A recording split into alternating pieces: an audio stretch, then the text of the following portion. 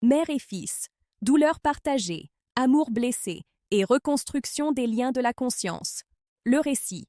Mère et fils, présenté dans la deuxième partie du Ciel et de l'Enfer, est l'un des témoignages les plus émouvants de l'œuvre, car il révèle comment les liens affectifs profonds restent actifs après le décès, et comment la souffrance d'un esprit peut résonner directement dans la conscience d'un autre. Il s'agit d'une narration qui unit douleur, amour, responsabilité morale et apprentissage progressif. Dans cet extrait, mère et fils se manifestent spirituellement liés par un lien intense d'affection, mais marqué par la souffrance. La mère ressent une profonde angoisse en constatant la situation douloureuse de son fils dans le monde spirituel, tandis que le fils souffre à cause de ses propres choix et de l'impact émotionnel causé à celle qu'il aime. La souffrance ici n'est pas isolée.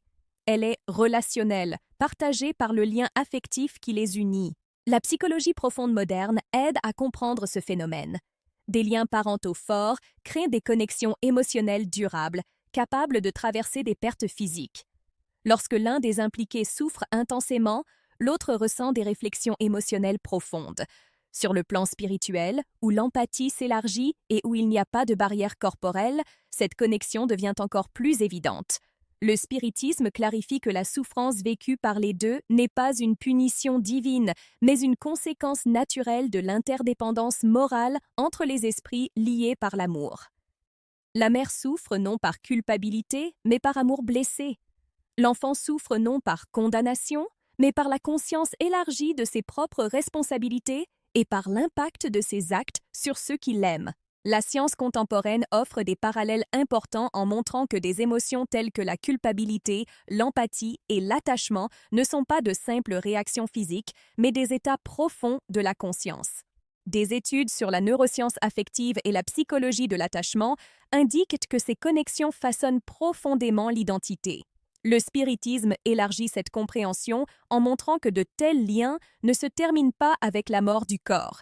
Un autre point central de ce récit est la possibilité d'aide mutuelle. L'amour d'une mère ne disparaît pas, mais se transforme en force de soutien et d'espoir. La souffrance de l'enfant, en étant reconnue, ouvre la voie au repentir, à l'acceptation de l'aide et au début d'un processus de reconstruction intérieure. L'amour, ici, n'est pas une prison, mais un pont vers l'apprentissage. Le spiritisme enseigne que les liens familiaux ne sont ni absolus ni éternellement douloureux. Ils existent pour promouvoir la croissance, l'apprentissage et la réparation réciproque. Lorsque l'amour se libère du désespoir et s'allie à la confiance dans les lois de la vie, il devient un puissant instrument d'élévation spirituelle. Ce récit apporte un message profondément humain et actuel. La souffrance de ceux que nous aimons ne doit jamais être affrontée dans la solitude. La douleur émotionnelle a besoin d'accueil, de dialogue et de soutien.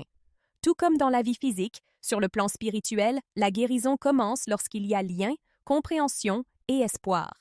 Mère et fils nous enseignent que l'amour véritable n'élimine pas les conséquences des choix, mais aide à les traverser avec plus de conscience. La douleur partagée peut se transformer en apprentissage partagé lorsque les deux acceptent de grandir à partir de l'expérience vécue.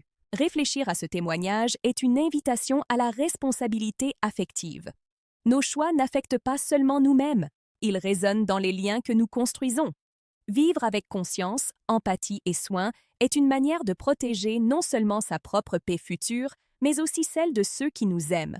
Si ce récit vous a touché et vous a aidé à réfléchir sur l'amour, la responsabilité et les liens spirituels, aimez, partagez et laissez votre commentaire. Votre participation aide ce message d'accueil et de conscience à atteindre plus de personnes.